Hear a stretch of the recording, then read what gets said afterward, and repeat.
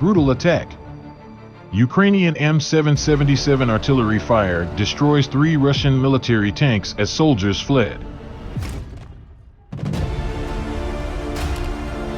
Ukraine has destroyed 3 military vehicles near the front line in the east, footage has shown, forcing Russian soldiers to flee for their lives. As fighting ramps up in the eastern regions following a retreat for Putin's forces from Kherson in the south, the footage shows dozens of Russian soldiers scrambling for shelter after being struck by Ukrainian anti-tank missiles.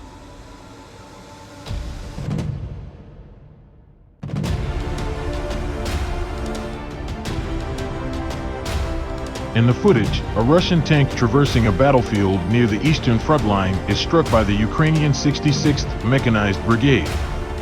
The brigade, which has been one of the most active in combat in the east, used anti-tank guided missiles to destroy the Russian tank. The footage then shows the brigade blowing up an armored vehicle hiding in the forest. A transport truck was also struck by the brigade. After it is hit, dozens of Russian troops flee the site for cover. Elsewhere in the east, Ukraine's presidential office said at least 5 civilians were killed and 21 wounded in the latest Russian shelling.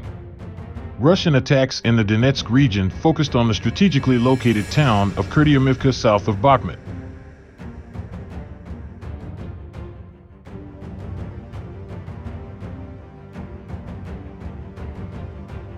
In Bakhmut itself, Russian rockets hit residential buildings and a kindergarten. According to regional authorities, footage of the kindergarten building showed the multicolored complex ablaze, with plumes of smoke pouring from its burning roofs. Once known for its vineyards and cavernous salt mines, Bakhmut has now been dubbed the meat grinder due to the brutal trench warfare, artillery duels, and frontal assaults that have defined the brutal fight for the city for over 6 months.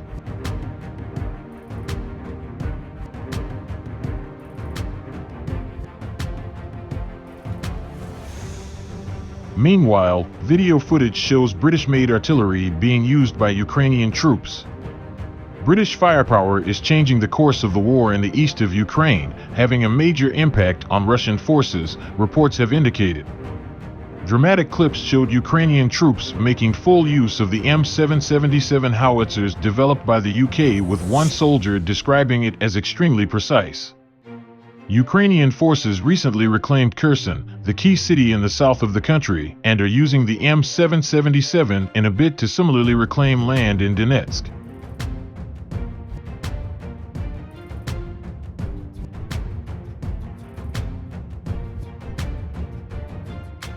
Asked why the weapon was changing the course of the conflict, Sergei, a Ukrainian soldier interviewed by US-backed Radio Free Europe, was unequivocal in his agreement, explaining the key lay in the weapon's accuracy.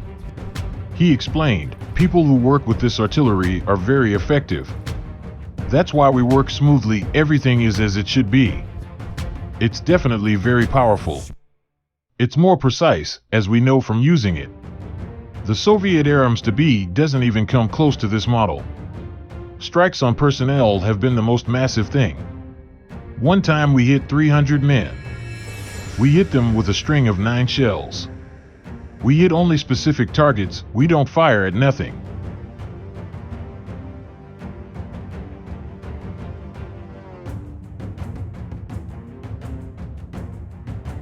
Regardless, the European Union mooted on Wednesday to set up a UN-backed court to investigate possible war crimes Russia committed in Ukraine and to use frozen Russian assets to rebuild the war-torn country.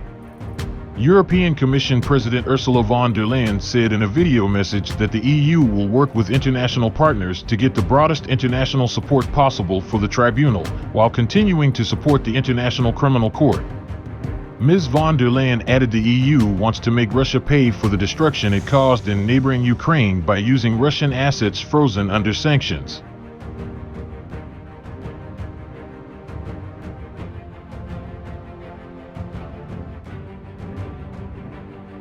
Since Russian President Vladimir Putin ordered the invasion of Ukraine on February 24th, his military forces have been accused of abuses ranging from killings in the Kyiv suburb of Bucha to deadly attacks on civilian facilities, including the March 16th bombing of a theater in Mariupol that, it has been alleged, killed close to 600 people. Investigations of military crimes committed during the war in Ukraine are underway around Europe, and the Hague-based International Criminal Court has already launched a probe.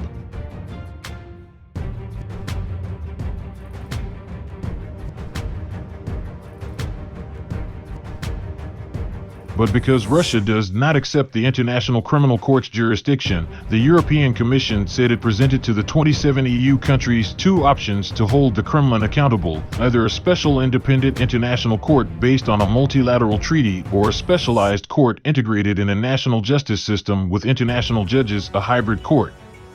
Ukrainian First Lady Elena Zelenska on Tuesday urged the Ukraine's invaders to be held accountable. "Victory is not the only thing we need.